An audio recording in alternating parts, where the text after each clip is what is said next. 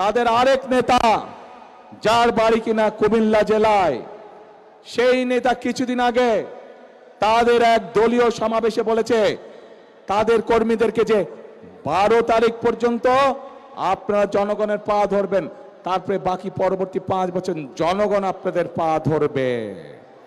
প্রিয় ভাই বোনেরা, চিন্তা করুন, এই রকম কথা কে বলতে পারে যে 12 তারিখ পর্যন্ত তাদের নেতাকর্মীরা জনগণের পা ধরবে, তাহলে 12 তারিখের পর থেকে জনগণ তাদের পিছে পিছে ঘুরবে, জনগণ তাদের পা ধরবে।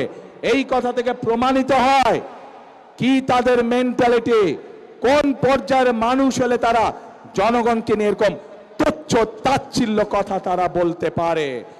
প্রিয় ভাই বোনেরা, এইসব লোক যদি নির্বাচিত হয়, এইসব লোক যদি দায়িত্ব পায়, তাহলে আজকেই আমাদের কাছে পরিষ্কার হয়ে যাচ্ছে যে জনগণের ভাগ্যের কি দুর্বিষহ অবস্থা হবে, দেশের মানুষের ভাগ্যের কি দুর্বিষহ অবস্থা হবে।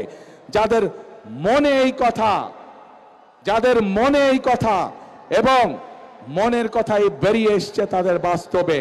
কাজেই প্রিয় ভাই বোনেরা, এইসব গুপ্তদের বিরুদ্ধে আপনাদেরকে সতর্ক থাকতে হবে, সজাগ থাকতে হবে।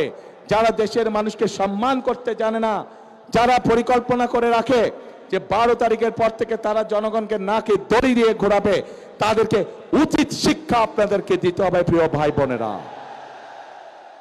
এইসব গুপ্তরা সেই 86 সাল 71 সাল ইতিহাস যদি দেখি আমরা, সব সময় যারা দেশ থেকে পালিয়ে গেছে তাদের সাথে সব সময় এপাশ নালে ওপাশ, মুদ্রার এপেট নালে ওপিট হিসেবেই তারা ছিল।